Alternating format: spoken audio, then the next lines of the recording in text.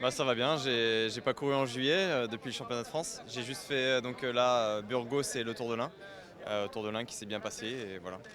Les objectifs, je pense dès la première étape, on a un gros objectif avec Ethics Quick Step, c'est le contre-la-montre par équipe. Cet exercice nous tient toujours à cœur et on réussit pas trop mal. À Burgos, on est passé très près de la victoire, on aurait dû gagner mais on a fait quelques erreurs. Et voilà, donc ensuite pour moi ça va être essayer de m'échapper et de faire mieux que l'année dernière, essayer de ne pas me faire attraper à 200 mètres de l'arrivée.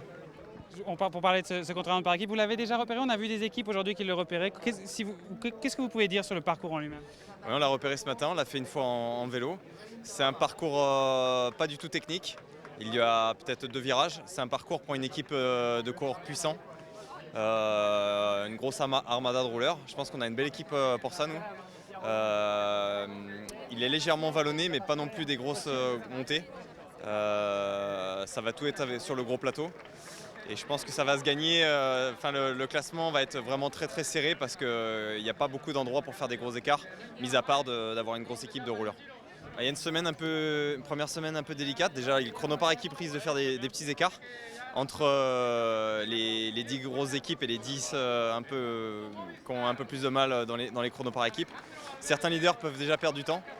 Et ensuite, il y a une première semaine où un schéma un peu similaire tous les jours, c'est-à-dire une étape assez plate, légèrement vallonnée, et des arrivées en bosse. Et généralement, les arrivées comme ça, un peu en montée, il peut y avoir des dégâts par rapport aux chutes et à des leaders qui peuvent tomber parce que c'est très nerveux, tout est concentré en 10 km. Donc tous les coureurs mettent leur force sur 10 km pour être placés à tel endroit. Et je pense qu'il peut y avoir un peu des dégâts à ce niveau-là, au niveau chute et placement. Ouais. Je pense qu'il peut y avoir une ou deux opportunités d'entrée dans la première semaine.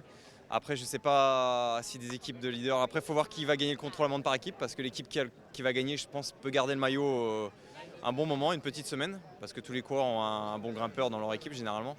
Il peut se passer pas mal de choses. Après, pour moi, personnellement, je vais attendre peut-être une semaine d'être au-delà de 10-15 minutes. Après, je vais essayer d'aussi un peu m'accrocher à la première semaine pour perdre du temps, mais pas non plus trop. Et peut-être un jour dans l'échappée, revenir refaire un bond dans le classement. Voilà, je sais que la Volta, ça me réussit. J'ai fait une fois dans les 20 premiers, l'année dernière 25e, en faisant des échappées. Donc voilà, tout est possible. Favori pour le général?